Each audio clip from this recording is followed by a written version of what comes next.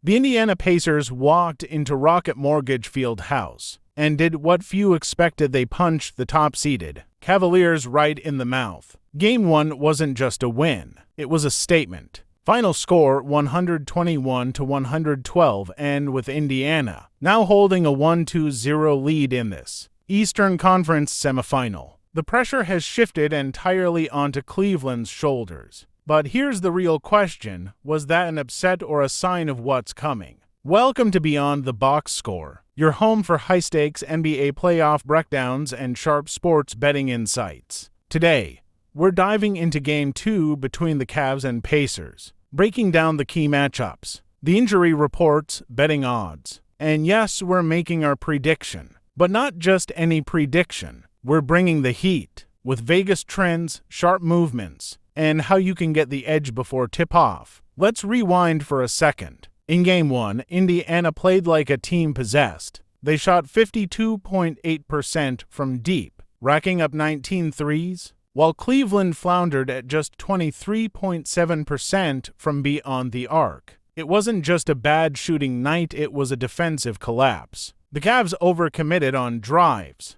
leaving shooters like Buddy Hield and Aaron Nesmith wide open, and Indiana made them pay repeatedly. Cleveland's offensive struggles weren't much better. Donovan Mitchell had 33 points, sure, but his 1-for-11 mark from 3 told the real story. With Darius Garland out, the offense lacked flow. Too many isolations, not enough off-ball movement, and Evan Mobley, just 10 points and 4 rebounds in 28 minutes. Not enough from a player expected to be a cornerstone. But let's not forget, this is still a Cavaliers team that won 64 games this season. They had the league's best defensive rating, the third best home record, and an all-star backcourt that when healthy can take over any game. The big question now: health. Let's talk injuries. Darius Garland missed Game 1 with a bruised knee and remains questionable. Without him, the Cavs' ball movement is noticeably worse.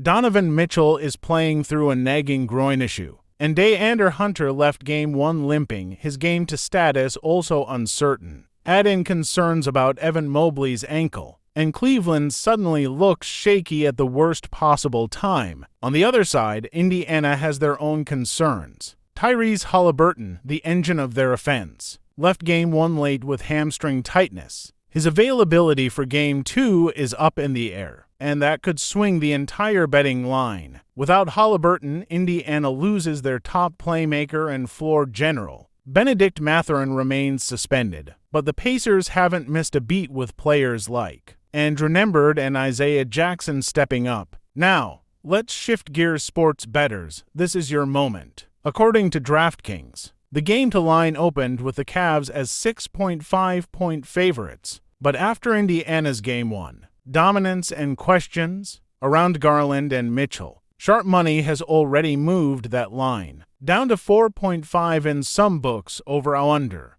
It's hovering around 217.5, a drop from Game 1 totals due to Cleveland's scoring drought and Haliburton's uncertain status. So how do we play this? Well, if Haliburton suits up, Indiana becomes a live dog once again. They've beaten Cleveland for out of their last 5 matchups and have shown they're not afraid of the moment. But if he sits, it's a different ball game. The Cavs' defense should tighten up, especially with the embarrassment of Game 1 still fresh. Expect J.B. Bickerstaff to make serious adjustments defending the perimeter tighter, rotating faster, and pushing the pace on offense. Keep your eyes on Jarrett Allen in this one. He's had a quiet playoff stretch so far, but if Indiana continues to go small, he could feast in the paint. The Pacers' interior defense is their biggest weakness, and Allen is due for a breakout performance. Now let's bring it home, the prediction. Game 2 is do or die for Cleveland.